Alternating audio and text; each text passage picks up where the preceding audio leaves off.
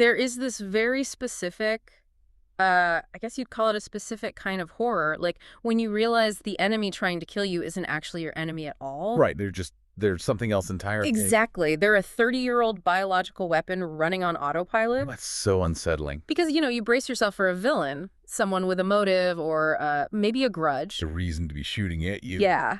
But when you strip away the armor and find a human being who has been fundamentally, erased. Reduced to hardware. Right. Turned into a peripheral device for some ancient security network, the fear totally shifts. It really does. It goes from a tactical problem to a profound existential nightmare. So true. Welcome to the deep dive. Today we are dissecting the bloody, brilliant, and honestly deeply disturbing latest session of the Vault Hunters Spinward Marches campaign. Such a wild session. It really was.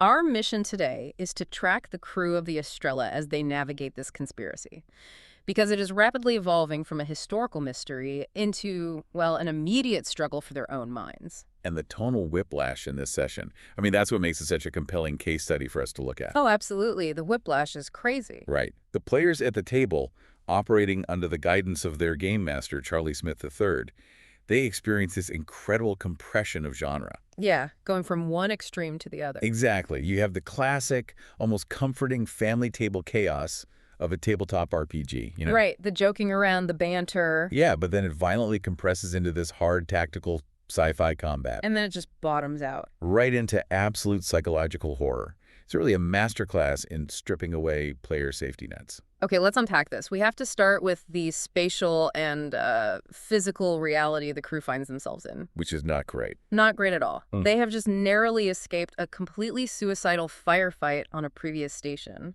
Barely made it out. Barely. The Astrella is totally battered.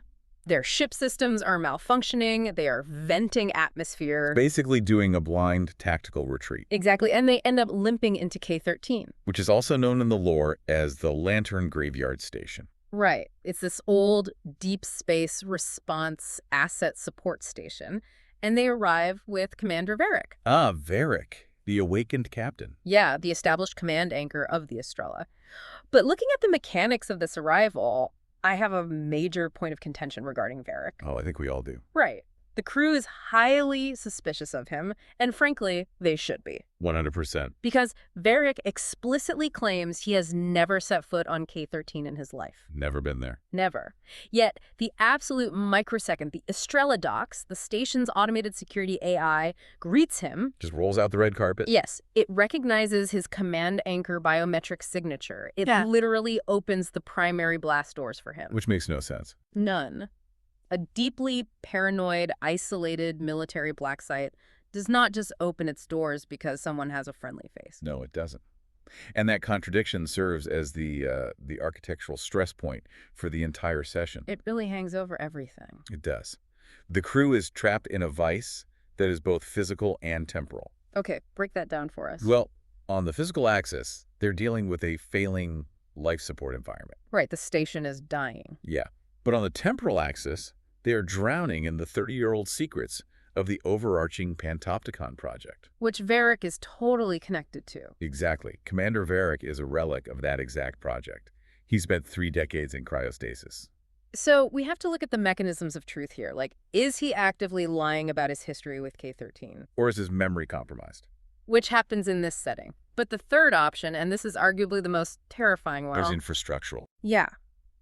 It implies the Panopticon network is so deeply embedded into the sector's foundational architecture that K-13 simply queries a decentralized database, recognizes his cybernetic command signature, and just grants access. And if that's true, it means the Panopticon isn't just some localized facility. No, it's a pervasive, sector-wide operating system that has outlived its creators. An inescapable surveillance and control matrix that just sat in the dark for 30 years waiting for a ping. Just waiting.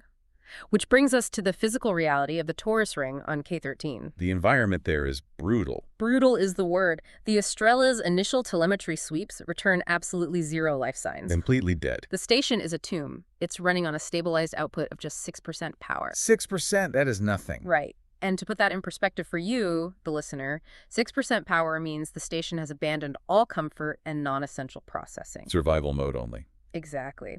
The oxygen mixture in the ambient air is at 60% of standard human baseline. which is dangerously low. And the temperature is plummeting. They are walking down these corridors where the moisture from their own exhalations is instantly crystallizing as frost on the adamantium bulkheads. That visual is so intense. Mm. And the physics of that environment dictate every action the characters take. They can't just run around. No. At 60% atmospheric pressure, the partial pressure of oxygen in their lungs is severely compromised. They're basically operating on the edge of hypoxia, Exactly.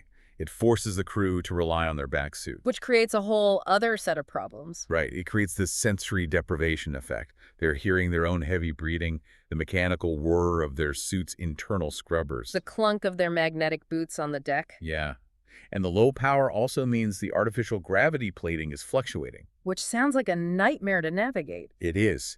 Every single physical movement, like lifting a tool, taking a step, turning a corner, it all requires active, conscious calculation to counteract that unstable gravitational pull. Which means doing basic logistics feels like running a marathon underwater. A perfect way to describe it. And because the power grid is essentially in a coma, the automated pneumatic doors are completely dead.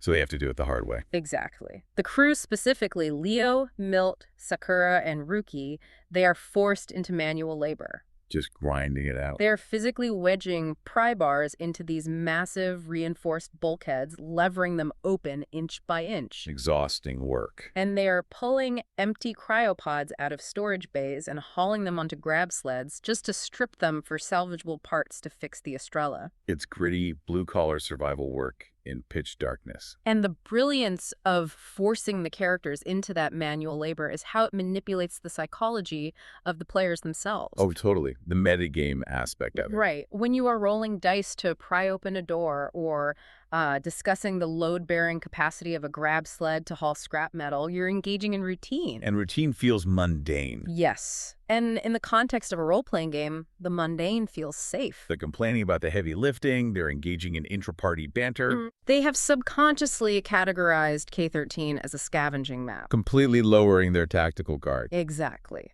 And the trap relies entirely on that false sense of routine. Because it comes out of nowhere. Literally nowhere.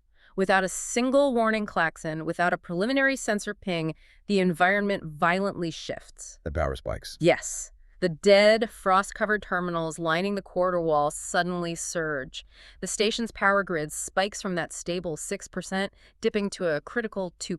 Because massive energy reserves are being diverted elsewhere. Right. And then the ambient lighting shifts from a pale blue to a harsh amber, and finally into a strobing, flashing red. The visual cue that everything has gone wrong. The klaxons finally hit. The automated AI announces a total sector lockdown. And then they ambush. Yes. Directly above them, perfectly positioned over their scavenging party, a concealed maintenance hatch in the ceiling catwalk retracts. The geometry of this attack is just textbook close quarters lethality. Because it's from above. Exactly. In an enclosed corridor, a vertical ambush completely negates traditional cover mechanics. Right, because they're hiding behind grab sleds. Yeah, they position themselves behind sleds and bulkheads to protect against horizontal threats down the hallway. But the threat is above them, By attacking from above, the assailants achieve a plunging fire angle. leaving the crew completely exposed. They're clustered around their salvage, entirely exposed in what military tacticians refer to as a fatal funnel. And what drops out of that ceiling hatch isn't a squad of, disorganized scavengers. No, these guys are pros. It is a highly synchronized unit of heavily armored tactical combatants. The classic Men in Black aesthetic. Yeah, but carrying a severe firepower. Huh. Now, the transition from that relaxed, banter-filled scavenging operation into hyper-lethal combat is where the specific dynamics of this gaming table truly shine. It really highlights the player experience. One second, you have the players joking around, and the very next second, they drop into this hyper-focused, anime barbarian tactical mindset. And if we connect this to the bigger picture of tabletop role-playing, this is the cognitive dissonance that makes the medium so fascinating. How so? Well, the players, Mark, Mary, Charlie Jr., they might be sitting comfortably with snacks, but their avatars in this universe are hardened, traumatized survivalists. So there's this instant switch. Yes, the moment the environment turns hostile, The character's muscle memory overrides the player's casual demeanor. The transition isn't just fast, it is ruthlessly efficient. Let's break down that efficiency, starting with Rookie Venn, played by Charlie Smith Jr. The Astrogator. Right, Rookie is the Astrella's Astrogator, but he's also a Scout Service veteran. He knows what he's doing. The absolute millisecond that hatch opens and the strobing red lights hit, Rookie does not look up. He doesn't freeze. He does not panic. He instantly drops completely prone onto the frozen deck plating. Which seems weird at first. Yeah, throwing yourself flat in an unstable gravity field while wearing a bulky vac suit seems counterintuitive. It seems counterintuitive until you analyze the physics of recoil and profile minimization. Okay, lay that out for us. In an environment with fluctuating gravity, firing a high-yield kinetic or laser weapon creates severe stabilization issues. You'd get knocked backwards. Exactly. Yeah. By dropping prone, Rookie anchors his center of mass against the deck. He transforms his entire body into a stable firing platform. Oh, that makes total sense. Plus, he maximizes the angle of depression the attackers have to achieve. They have to lean further out over the catwalk to acquire a target lock on a prone figure. Which exposes them. Right, it exposes their own upper torsos to his return fire. And return fire he does. He immediately lays down a hyper-accurate pattern of laser rifle fire straight up into the breach, suppressing the drop zone, forcing the attackers to reconsider their drop timing. And while Rookie is establishing that suppressive baseline, we have Sakura Helliston, played by Mary Zepper. Sakura is amazing in this fight. She is. Now, Sakura's background is as a socialite. A logistics broker. Right, with underworld connections. You expect her to be the face of the party, the negotiator. A talker. But she channels this incredible small but fierce energy. The anime barbarian energy. Yes. One of the men in black manages to get a shot off. A high-intensity laser blast streaks down from the catwalk and violently impacts the heavy grab sled Sakura is using for partial cover, blowing it to pieces. The sled practically explodes, sending superheated shrapnel everywhere. Now, the standard tactical response to your cover being destroyed is to retreat to secondary cover. Or just get pinned down by the concussive shock. Exactly. But Sakura utilizes a fundamentally different paradigm of movement. She employs parkour-style kinetic redirection. Meaning she uses the blast. Right. She doesn't fight the explosive force. She uses the momentary distraction and the physical scattering of debris to launch herself over the burning wreckage. It is entirely cinematic, but grounded in the physics of the encounter. She leverages her high agility against the heavy, inertial mass of the attacker's armor. She vaults the wreckage, completely evading the secondary blast radius, reorients herself midair, and fires a devastating countershot. A literal headshot. It literally blows the reinforced helmet off one of the descending soldiers. She turns a catastrophic loss of cover into an aggressive, lethal flanking maneuver. Which perfectly illustrates the application of asymmetric warfare tactics by a small unit. They're adapting on the fly. Sakura and Rookie are applying immediate, overwhelming kinetic pressure. They're dominating the physical space. But a firefight isn't just one with kinetics. No, it's one with information.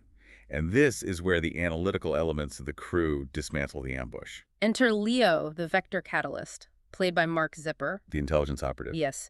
Leo is a former intelligence operative, and his approach to combat is chillingly systematic. He's not just shooting wildly. He doesn't pull a weapon and start blind firing at the ceiling. Instead, he deploys a microdrone. Such a smart move. He flies this unit directly up the vertical shaft, slipping it under the lip of the catwalk where the attackers are staging. Getting eyes on the enemy. And he uses the drone's high-frequency LiDAR and targeting lasers to paint the hostiles. Broadcasting their positions. He is essentially live streaming their armor, weak points, and biometric silhouettes to the HUDs of the rest of the crew. Using data as a weapon. Exactly. Leo understands that in advanced technological warfare, situational awareness is exponentially more lethal than raw firepower. Because you can't hit what you can't see. Right. By establishing an active sensor lock and painting the targets, he negates the enemy's concealment. He forces them into the light. And drastically increases the hit probability for his teammates. And the primary beneficiary of that targeting data is Milt. Milt. Now, Milt isn't a trained soldier. No, he's a station-raised merchant and mechanic. But what does a mechanic understand better than anyone else? Infrastructure. He understands the physical architecture, the structural tolerances, and the internal geometry of a deep space station. Because he grew up in them. Right.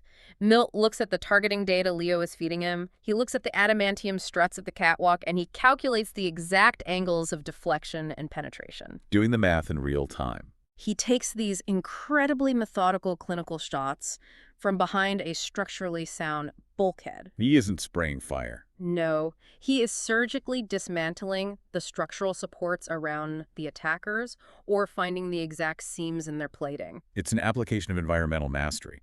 turning the station against them. Milt uses his deep, practical knowledge of station infrastructure to turn the terrain against the attackers. So if you look at it, the combined arms approach here, Ruki's stabilizing suppression, Sakura's kinetic flanking, Leo's sensor dominance, and Milt's geometric precision. It results in an overwhelming localized superiority. They absolutely shred the ambush. It is a symphony of violence. Men in Black never stood a chance. They are dropping through the ceiling hatch dead before their boots even touch the frost-covered deck. A flawless tactical victory. Flawless. But here is where it gets really interesting.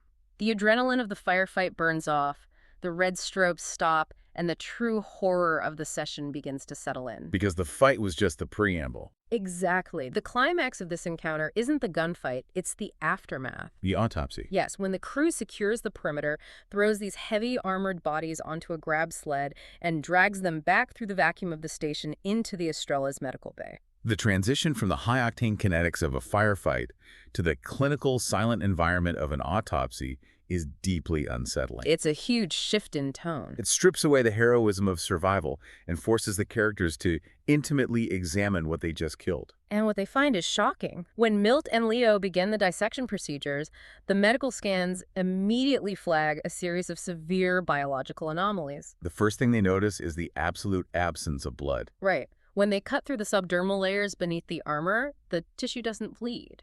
But these aren't androids. No, and we aren't talking about fully synthetics here either.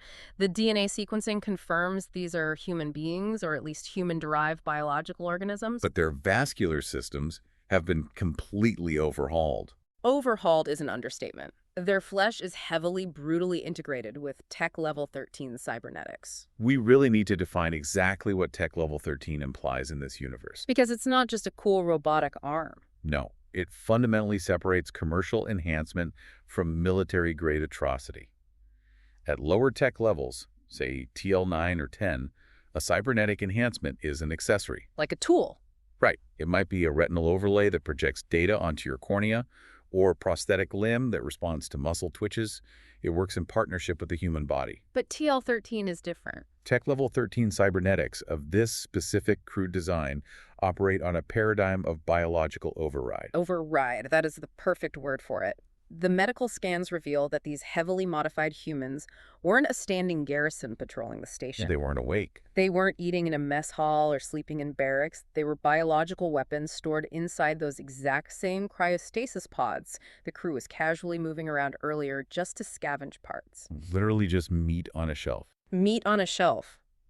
The crew discovers heavy-duty cryostabilization shunts and aggressive metabolic governors surgically woven into their internal organs. Designed to keep them frozen. They were designed to be frozen at near absolute zero for decades without cellular degradation, only to be violently thawed out the second a threat was detected. And those metabolic governors explain the lack of bleeding.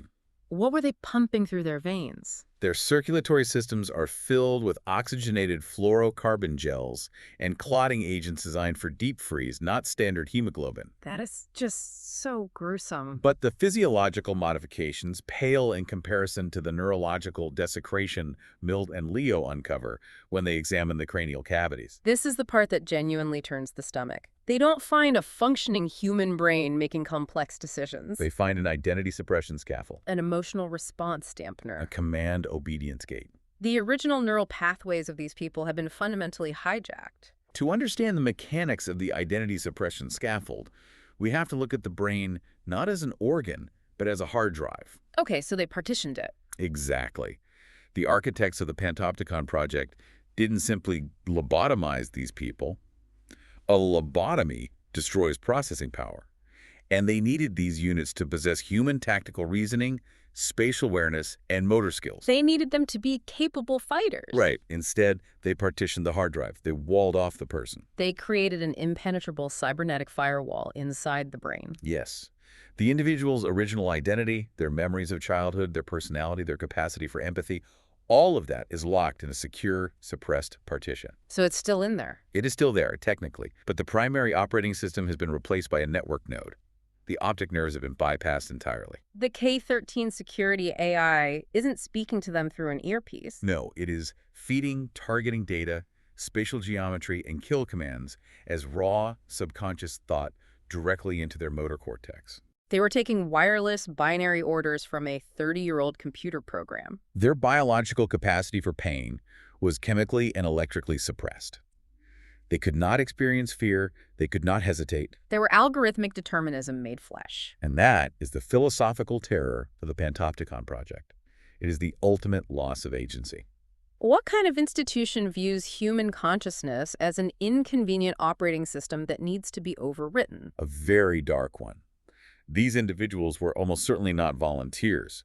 They were likely political dissidents or perhaps lower-tier security personnel who were stripped of their personhood, heavily modified on an industrial scale, and placed in a freezer. Just waiting to be used. When the Astrella tripped the station's power sensors, the automated AI simply calculated the threat level, defrosted a mathematically appropriate number of biological assets, Downloaded a close-quarters combat protocol into their command gates. and dropped them through a ceiling. I mean, think about the pure psychological terror of that existence. If any sliver of the original person is still conscious behind that firewall. It's horrifying. You wake up from a 30-year freeze, you don't know your name, you don't know what a starship is. No context for your own existence. None.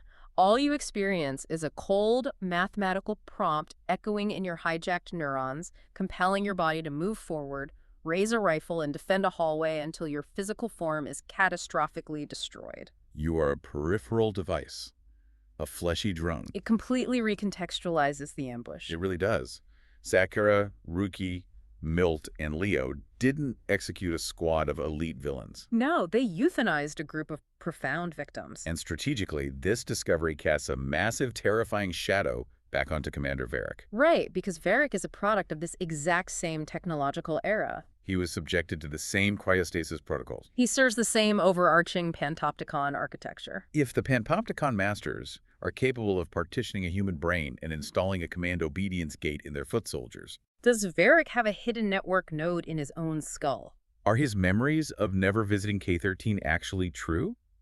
Or is his memory partition simply returning a file not found error because Wow. the AI logged it away? Oh man, the crew is forced to look at their own captain and wonder if he's a sleeper agent, unaware of his own programming. But the urgency of the situation denies them the luxury of putting Varric on the autopsy table to find out. Yeah, they don't have time for a deep dive into Varric's brain right now. The environment is rapidly deteriorating. K-13 is now fully awake and actively hostile. The lockdown procedures are sealing bulkheads, the klaxons are continuous, and then the Astrella's external sensors pick up a catastrophic escalation. The probe. Yes, the station launches a deep space probe.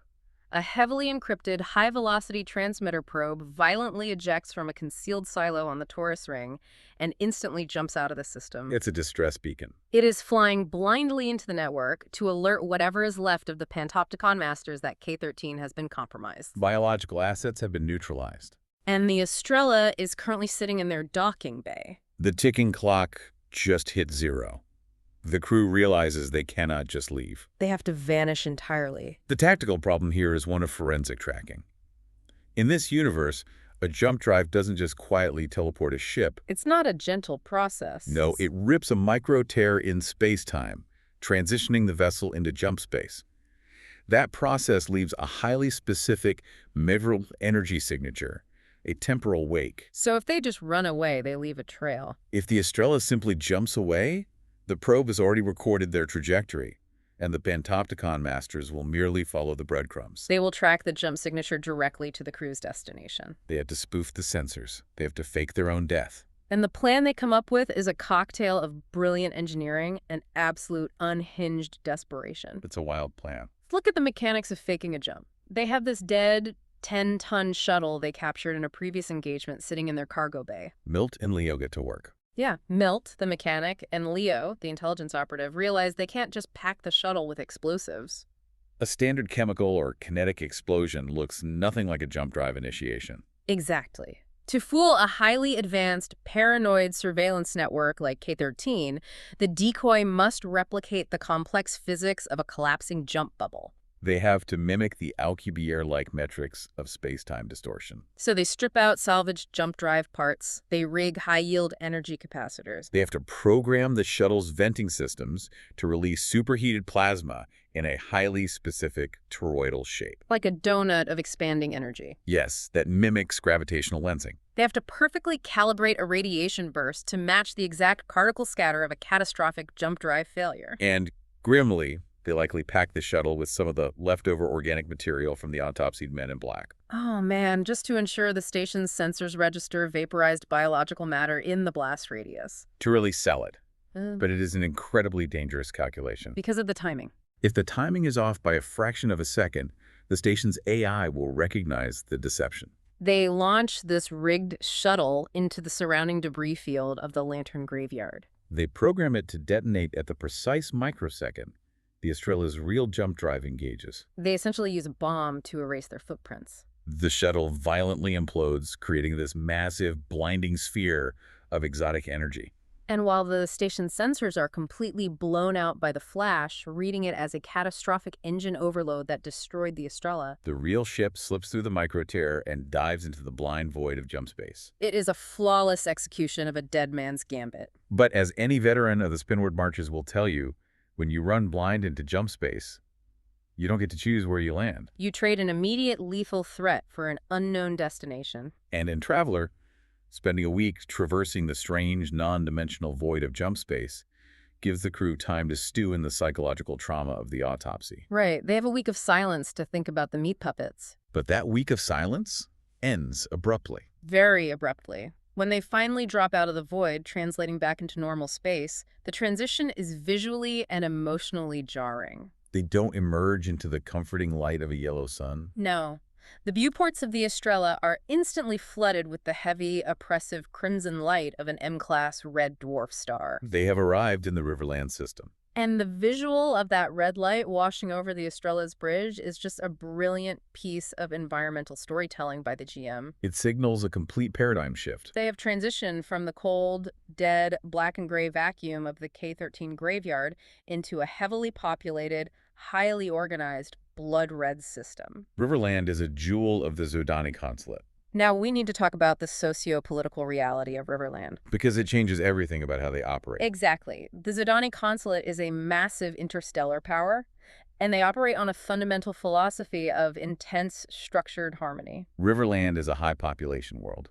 We are talking about billions of citizens living beneath that red dwarf.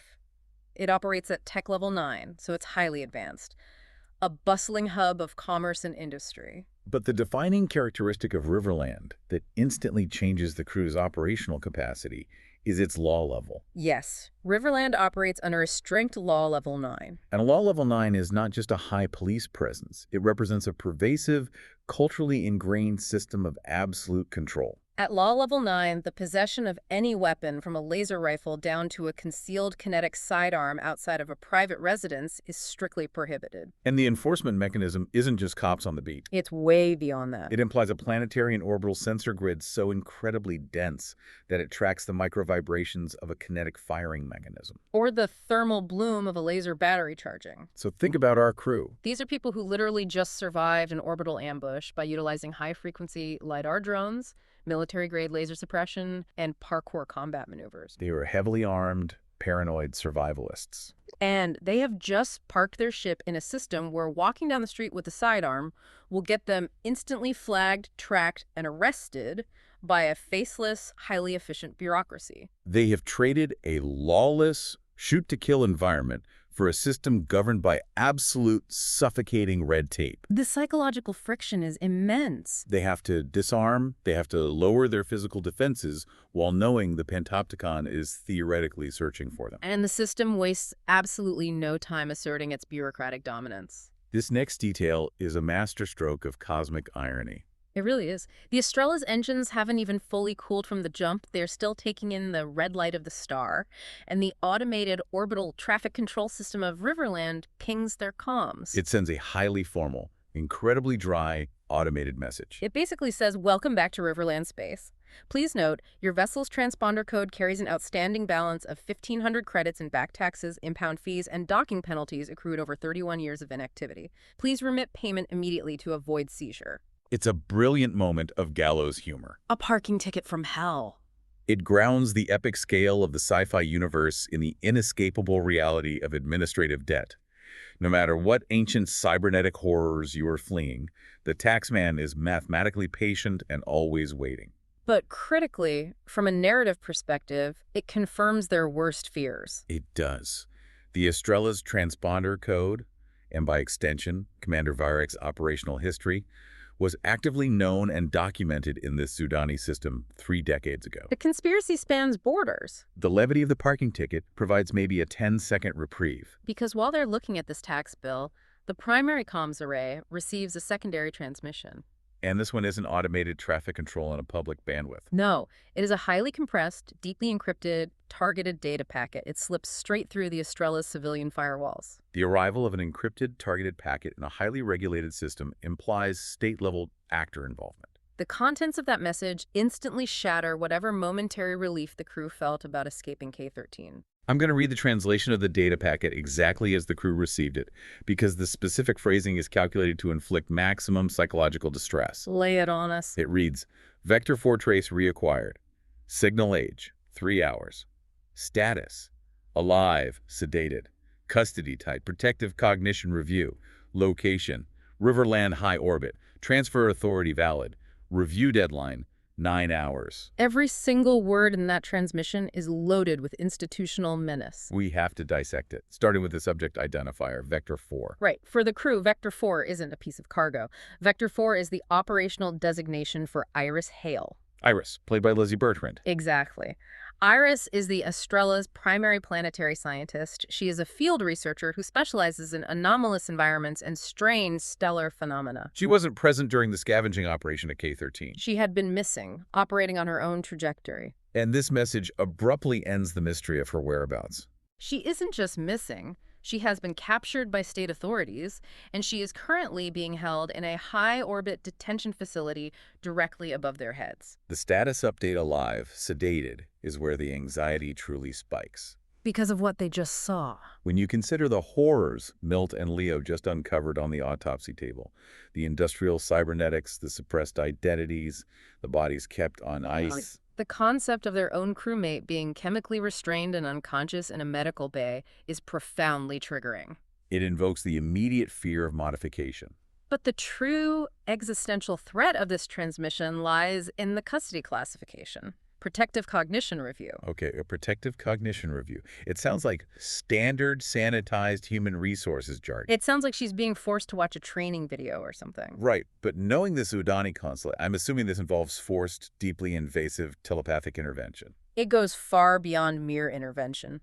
The Zodani approach to mental divergence, trauma, or criminal deviance is fundamentally structural. The Zodani consulate is uniquely defined by its complete integration of high-level psionics into its social, medical, and legal frameworks. So telepathy is built into the law. To a Zodani authority, a mind suffering from severe stress, anomalous memories, or antisocial ideologies is not viewed as a criminal mind to be punished. It is viewed as a diseased organ that must be surgically cured for the harmony of the state. They view it as a public health crisis. Precisely.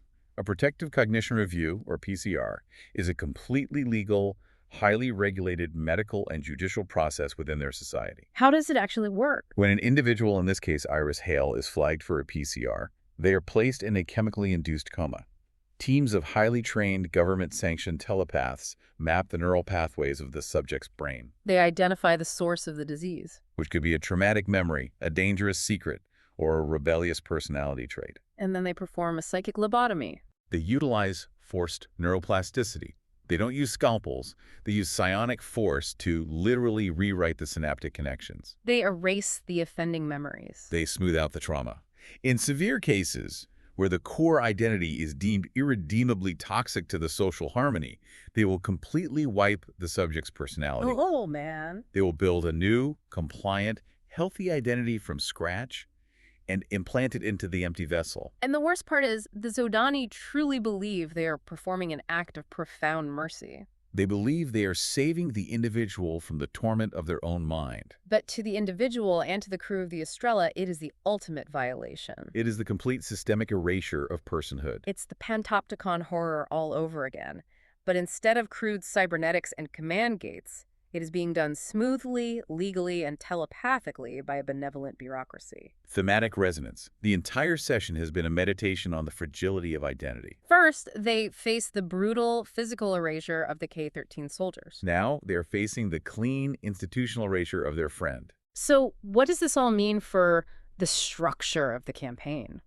It means the Game Master has just violently shifted the gears of the narrative. The slow burn, atmospheric mystery of investigating a 30-year-old conspiracy has been vaporized. It has been replaced by a ruthless, adrenaline-fueled ticking clock. The transmission explicitly states the review deadline is in 9 hours. The crew has exactly 540 minutes before the telepaths break into Iris Hale's mind and wipe away everything that makes her human. And the parameters of the rescue mission are mathematically impossible. Consider the tactical nightmare the Astrella faces. They are sitting in a battered, malfunctioning ship that just barely survived a fake jump detonation. They are parked in the gravity well of a heavily populated, highly militarized system protected by an orbital defense grid. Weapons are strictly illegal, meaning a kinetic assault is off the table. And they have to find a way to infiltrate a secure Zodani high-orbit medical facility, bypass layers of both digital and psionic security, locate Iris, and extract her unconscious body before that countdown reaches 0. They can't shoot their way out of this one. Dropping prone with a laser rifle isn't going to stop a team of government telepaths. It is an incredibly bleak cliffhanger, and it leaves us with a lingering, provocative thought. We know Iris Hale is a planetary scientist. Her entire career is dedicated to studying anomalies and uncovering truths hidden in the dirt and the stars. If she discovered something so fundamentally threatening, so incredibly dangerous to the established order, that the Zodani government feels the immediate legal necessity to completely erase her identity to protect her. What exact terrifying truth is locked inside her head? What did she see? And if that truth is contagious, if merely possessing that knowledge is enough to trigger a state-sanctioned mind wipe? Exactly. Considering the dark cybernetic secrets Leo, Milt, Sakura, and Ruki just uncovered on that autopsy table, and their direct connection to Commander Varric. If the Zodani authorities, or the awakened masters of the Panopticon, catch up with the rest of the Astrella's crew,